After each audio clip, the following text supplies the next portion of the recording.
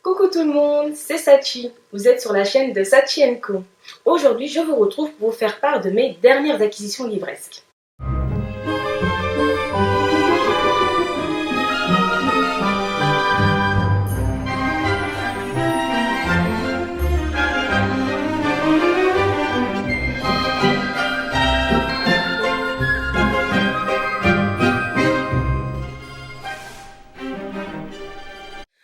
Alors, je vais vous faire part de mes dernières acquisitions livresques. En fait, c'est les acquisitions livresques que j'ai faites tout au long du printemps, donc du mois de avril, mai et juin. Même si juin, c'est l'été, mais on est encore au printemps.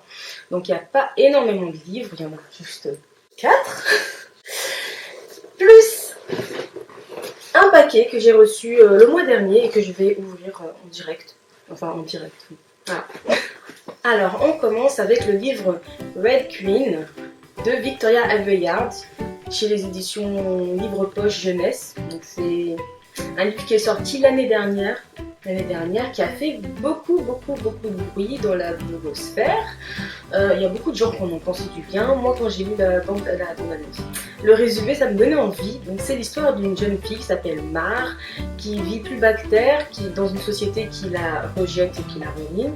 Sauf qu'un jour, on découvre qu'elle a des pouvoirs et on décide de la mettre dans un château et de la faire épouser un prince. Rien que ça. Et donc cette demoiselle va devoir survivre en fait faire face aux intrigues d'une cour qui lui est hostile, et elle va devoir savoir qui sont ses amis et qui sont ses ennemis. Personnellement, c'est un livre qui me tentait énormément, et comme il est arrivé en poche, j'ai sauté sur l'occasion pour l'acheter. Donc moi je pense que ça va être une très bonne découverte et j'ai hâte de le commencer. Surtout qu'il y a la suite qui est déjà sortie mais pas encore en poche, et que là par contre il y a eu quelques avis mitigés, mais moi je pense qu'il faut se faire son avis sur lui. À voir. Pour le livre suivant, il s'agit encore d'un poche et c'est le dernier tome de Percy Jackson de Rick Riordan, Les Héros de l'Olympe, le son de l'Olympe. Alors, je vous avais présenté les 2 dernières acquisitions de cet auteur que j'ai eu, c'est-à-dire les 2 premiers tomes qui le précèdent, parce que là c'est le tome 5, donc il y a le tome 3 et le tome 4 que je n'ai toujours pas lu. Je pense faire un espèce de marathon pour relire en fait les premiers tomes aussi, c'est-à-dire le tome 1, 2, et de suivre de suivre la suite quoi. Personnellement j'ai hâte de le lire, donc je ne vous cache pas que je me suis déjà un peu renseignée et que ça a l'air d'être très bien. Ça reste à voir, donc je ne peux pas vous en dire plus parce que j'ai pas lu le reste, mais j'ai hâte et je pense que ça va être mes lectures de cet été et toute la saga en entier. Qui sait, peut-être même que je relirai peut-être tous les Percy Jackson. Pour le livre suivant, il s'agit d'une acquisition que j'ai faite il y a pas mal de temps déjà, mais que j'avais oublié de vous présenter. C'est un livre qui me tenait à cœur parce que mon frère l'avait lu quand j'étais plus jeune et ça m'avait intéressé, mais je ne savais plus c'était quoi le titre. Et je suis tombée dessus par hasard sur Le Bon Coin que j'adore parce qu'on trouve beaucoup de livres à des petits prix et en bon état. Donc voilà, je vous présente Honneur et Courage de Danielle Steel. Alors, Danielle Steel, je n'ai jamais lu cet auteur. Apparemment, c'est une auteure très connue. Il s'agit de l'histoire d'une jeune japonaise qui s'appelle Hiroko, qui débarque aux États-Unis avant l'entrée en guerre des États-Unis. Et donc c'est une histoire d'amour sous fond de Seconde Guerre mondiale par rapport à l'attaque de Pearl Harbor et à l'entrée en guerre des États-Unis dans le Pacifique. Et en fait, cette histoire parle d'un sujet qui est souvent oublié, je pense. En Europe, on ne connaît pas trop, mais aux États-Unis c'est connu. C'est la mise en détention de tous les Japonais ou les Asiatiques, je pense, dans des camps. Voilà, des camps pas de concentration, hein, c'est pas Hitler et tout ça, mais dans des camps pour les surveiller parce qu'après l'attaque de Pearl Harbor, les Américains n'avaient plus trop confiance aux Japonais. Et c'était une histoire le résumé me parlait. En plus, c'est la Seconde Guerre mondiale, donc ça peut être qu'intéressant. Et la période de Pearl Harbor qui est... J'avais vu le film, il m'avait quand même secoué, donc je voulais voir ce que ça donnait. Et j'ai trouvé aussi cet auteur, Danielle Steel. Voilà. C'est une ancienne version, je ne sais même pas c'est quelle édition, donc je ne saurais pas vous le dire. Mais je pense que je le lirai aussi cet été, c'est pas sûr par contre, je vais prendre mon temps. Pour le livre suivant, il s'agit de La Déferlante de Michael Buckley.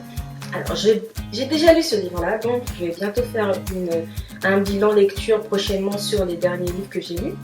Alors c'est l'histoire d'une jeune fille qui a un nom bizarre que je me souvienne. Ah oui, Lyric. Alors oui, prénom bizarre parce que Lyric c'est quand même un mot en anglais qui veut dire parole.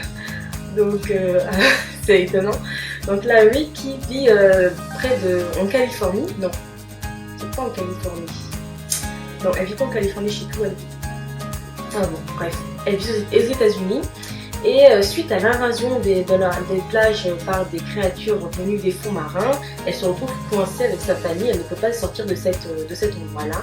Et en fait, elle se retrouve dans un programme organisé par son école qui l'oblige à fréquenter un certain Fatum, qui fait partie de ces créatures marines qui ont débarqué sur leur plage. Et va devoir faire équipe avec lui pour pouvoir faire en sorte que les humains et les créatures marines s'entendent bien. Sauf que c'est pas gagné puisque cette jeune fille cache un secret qu'elle doit garder à tout prix. Bizarrement, et c'est les éditions Pocket Jeunesse, je sais. Bizarrement, ce livre n'a pas fait énormément de bruit. J'ai eu vent de sa sortie via Facebook. Mais j'ai pas vu beaucoup de personnes faire des critiques dessus, donc ça reste à voir. L'histoire est plutôt classique, mais c'est vrai que deux personnes différentes qui doivent faire en sorte que tout le monde s'entende, moi ça m'attire toujours, donc je l'ai pris, je l'ai acheté en grand format. En plus vous imaginez, je l'ai pris en grand format, donc c'est que j'avais hâte de le voir. Et je vous en parle la prochaine fois. Patience! Et donc pour terminer, on va faire un petit unboxing. Donc, voilà, j'ai reçu cette boîte là d'un auteur qui est Sarah Green, qui m'a envoyé deux livres. Je sais déjà ce qu'il y a dedans pour que je puisse les critiquer pour le blog de Nine. Oui, parce que maintenant je fais partie des rédacteurs du blog de Nine. J'ai réussi à me faire embaucher, on va dire.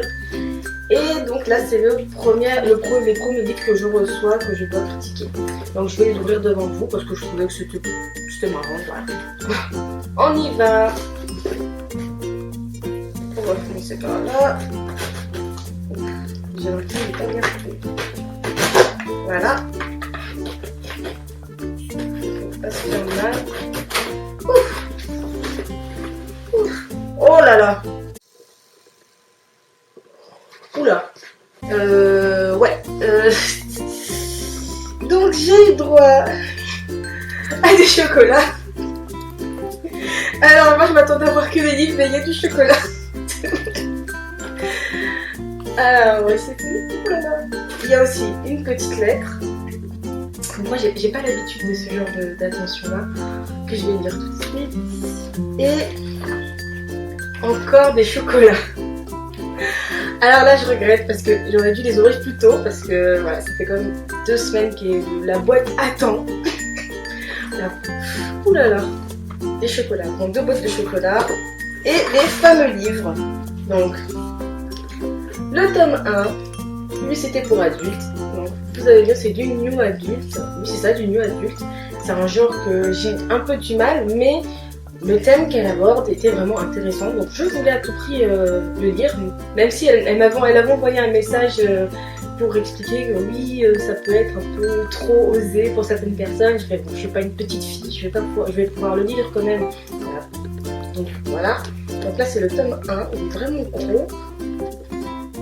Alors moi je trouve déjà la couverture... Et elle nous a aussi envoyé...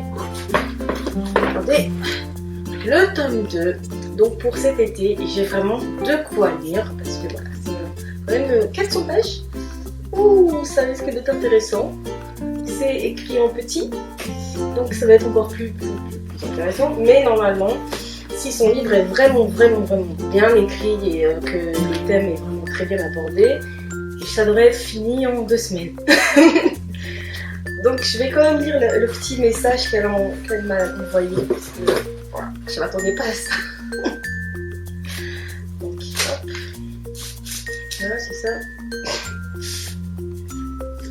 Et voilà. Alors, je vais vous le dire parce que c'est vraiment marrant. Chère rédactrice courageuse, je suis heureuse que vous me chroniquiez. Pour apaiser les disjoncteries, voici un peu de douceur. J'espère que vous aimiez les aventures de mes...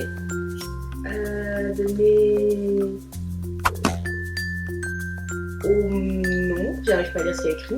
Merci pour tous mes amitiés. Eh bien, les chocolats sont appréciés. Je vais les manger tout en lisant, sans salir les pages bien sûr. C'est vraiment très gentil. Je remercie l'auteur Sarah Green, comme je répète, qui m'a envoyé cette petite douceur. Ça fait vraiment plaisir, je ne m'attendais pas à ça. Donc je vais faire mon travail au mieux. Je vais vous faire une jolie critique, comme promis. Et je vais être le plus juste et le plus juste possible, je vais dire. Mais je pense que c'est bien parti. Donc voilà, c'était mes acquisitions livresques du printemps. Vous avez vu que j'ai vraiment de quoi faire. Il n'y a pas énormément de livres, mais il y a quand même de la matière.